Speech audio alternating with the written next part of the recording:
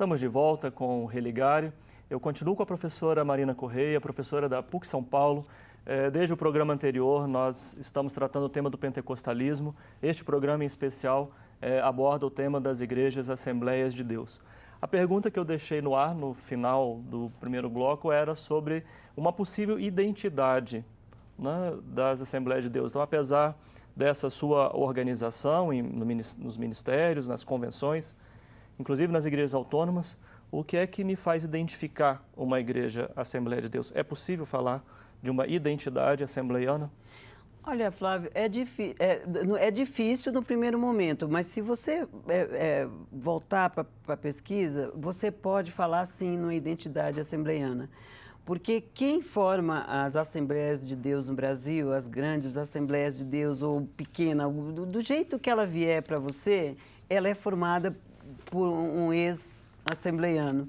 Então, o ex-assembleiano, vão melhorar isso. Eu sou, por exemplo, eu sou assembleiana de uma igreja. Se eu mudo, eu levo as minhas características para outra igreja e vou colocar as características. Eu vou mudar pouca coisa, mas as características que são fundamentais vão juntas e vão servir de alicerce para que essa igreja fique fundamentada e tenha uma filosofia, uma aparência, uma cara, um jeitão da Assembleia de Deus.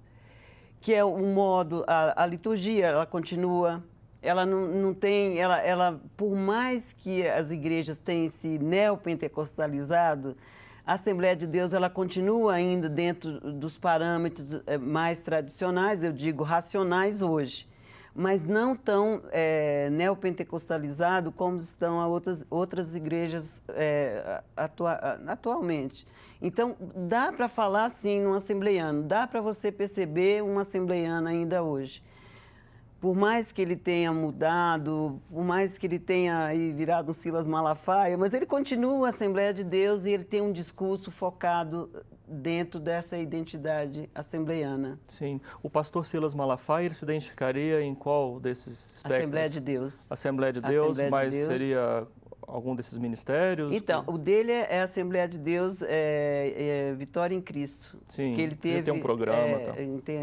Exatamente. Ele mudou a Assembleia de Deus Penha, que era ligada à CGADB, e há pouco tempo... Isso que eu queria saber, ele é vinculado à CGADB?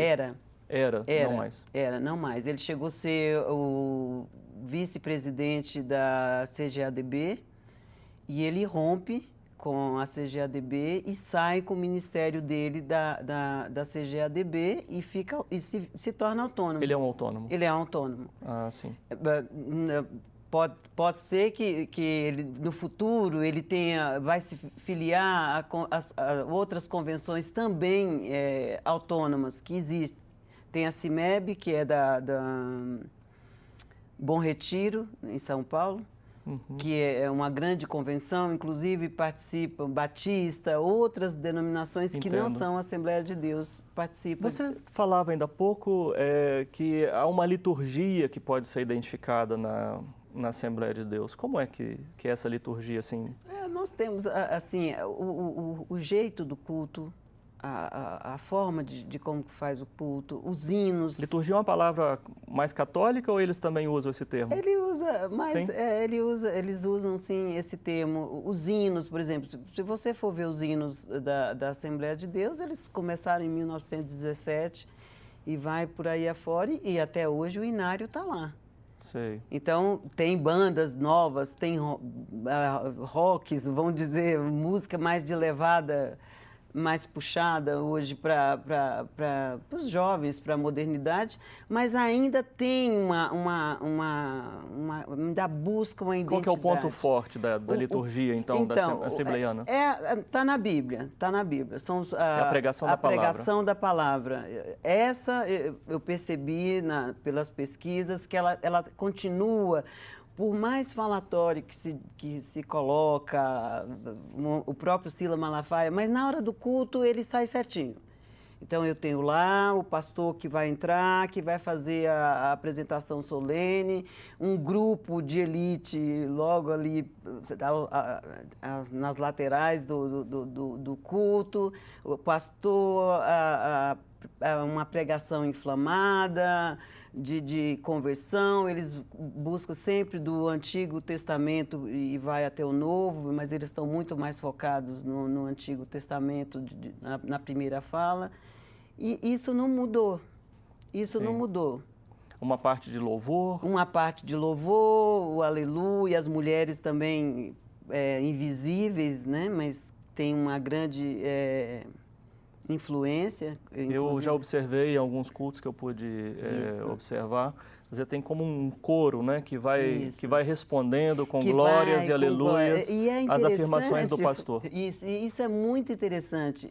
Isso coloca essa fala, essa participação das mulheres dentro das Assembleias de Deus, constrói pastor e destrói pastores. Sim. Porque se a pregação do pastor começa lá pelas tantas, ela fala, ô Senhor, misericórdia. Ali a gente fala, esse pastor já era, porque o grupo é muito forte. Aí se elas começam, aleluia, glória a Deus, aí sim, vai confirmando, né? Porque elas estão nos bastidores, elas estão ali, mas elas sabem muito bem. E fora isso, as mulheres têm uma atuação importante no dia a dia da comunidade? Olha, tem sim, tem sim. Mas, embora não seja vista, se você colocar lá, só tem homens. Eu falo, gente, quando eu ia fazer as pesquisas, eu falei, cadê as mulheres daqui? Não, mas a gente trabalha, mas tem um grupo de mulheres, tem um círculo de oração das mulheres, e elas trabalham como formiguinhas em volta desses homens, desse trabalho masculino. Por exemplo, em 2009, se eu não estou enganada com a data, a eleição da CGADB foi em Vitória. Então, assim, o grupo de homens em uma assembleia e as mulheres do outro. Então, a Wanda Freire, que é a esposa do pastor presidente da CGADB, do José Wellington, lá com as mulheres dos pastores, porque para a votação vão os pastores e as esposas. E eu perguntava, mas por que as esposas vão? Porque ali tem um grande trabalho também. Tem um grande trabalho de conscientização, de votação, de político. Elas se organizam muito bem. Elas se organizam muito bem, elas têm uma atuação muito forte, embora nenhuma seja pastora, a não ser a esposa dos pastores presidente, que se torna pastora, mas só de nome, não tem uma celebração de culto para se tornar pastora. Sim. E a questão do orar em línguas, o fenômeno da glossolalia, o fenômeno, também as orações de cura, eles se mantêm? Se mantém. Nós temos aí já mais de um século, né? Se mantém. Olha, eu percebo que a oração em língua ainda é muito evidente e é uma característica, é um ponto tradicional o batismo, elas continuam nisso. Mas hoje, como você tem várias assembleias, isso deu uma mudada. Existe sim a oração em línguas, ela continua dentro desse perfil, mas tem deu uma leveza, não tão forte hoje. A oração de cura continua, mas não focada. Olha, vai ficar curado, esse aqui, como faz as igrejas mais modernas, que nós colocamos no outro programa.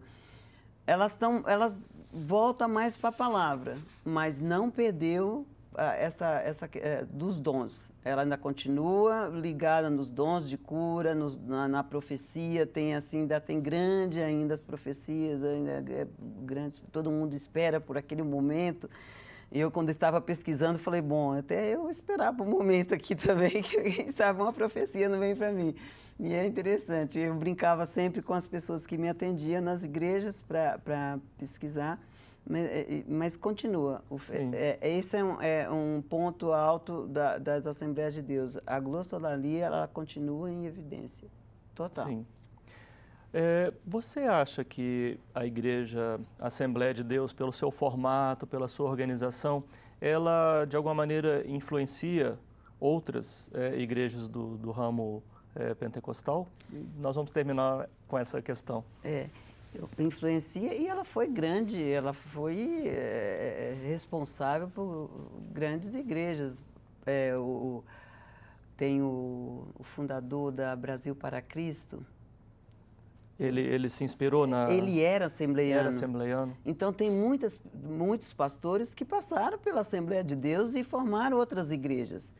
Então, ela também cria filhos que vão dar frutos em outras igrejas, sim. Ela é responsável, mesmo porque a questão de pastores, acho que tem mais pastores hoje, é a Assembleia de Deus, colocando no geral. Milhares de pastores. Então, uma hora, esse pastor vai abrir uma igreja e ele vai levar as características das Assembleias de Deus. Ela dissemina também, ela vai colocar esse poder aí também. O Silas Malafaia tem liderança, um encontro, um evento que é de liderança de pastores, ensinamento de pastores. Hoje eles são Assembleias de Deus, amanhã eles poderão ser de outras igrejas, mas você concorda que quando a gente fala lá do catolicismo popular, as raízes vão ficando? O Gedeon Alencar, que é um pesquisador também das Assembleias de Deus no Brasil, ele diz assim que se raspar a pele do pentecostal, você vai encontrar um terço, você vai encontrar um santo. No Brasil é assim. Então, eu acredito também que nesses pastores que vão para outras igrejas e abrem outras denominações, eles levam ali na pele as Assembleias de Deus, com certeza. Leva, sim. Inclusive, você mencionou o Gedeon, já disse para ele que eu estou esperando por ele aqui no Religare. O Gedeon, é interessante o Gedeon, porque ele é assembleiano. E é a pessoa mais crítica que eu já encontrei dentro desse campo pentecostal. Ele é muito crítico nas Assembleias de Deus. Nós temos um meio minuto. Como é que a Assembleia de Deus recebeu a sua pesquisa?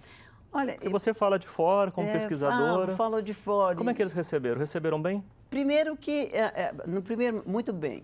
Eu agradeço muito àqueles que colaboraram com o meu trabalho aí de quase 10 anos dentro das Assembleias de Deus, e eles recebem bem, embora eles querem que a gente entenda o que eles pregam, e isso é comum. Sim. Mas tem assim, uma boa recepção do trabalho. Não, do contrário, que eu achava que meu Deus, minha cabeça vai colocar à venda com a publicação do livro. Não, pelo contrário, eu tenho recebido ligações de pastores, e-mail de pastores que querem também o livro, que querem conhecer um pouquinho. Teve um pastor, inclusive, ele falou assim, olha, professora, eu não sabia que as Assembleias de Deus eram assim. E ele é pastor da Assembleia de Deus. Marina, agradeço muito a sua participação, sucesso pelo livro, pela pesquisa, e tem muita coisa aí pela frente, acredito que ainda vamos ter muita colaboração sua nesse campo da ciência da religião sobre o pentecostalismo brasileiro. Ok, eu agradeço o professor Flávio, agradeço a Religare, a casa aqui, por ter me acolhido nesses programas. Estou muito feliz em participar desse programa com vocês, dessa oportunidade, e espero em breve trazer outras novidades. Ótimo, a casa é sua, fique à vontade. Eu quero agradecer de verdade. Obrigado. Muito obrigada. O Religare é um projeto de extensão do Programa de Pós-Graduação em Ciências da Religião da PUC Minas. Para saber mais sobre o nosso mestrado e outras atividades, acesse a página www.pucminas.br/ppgcr. Religare de hoje fica por aqui. Obrigado pela sua companhia, um abraço muito cordial e até a próxima semana com o novo Religare Conhecimento e Religião.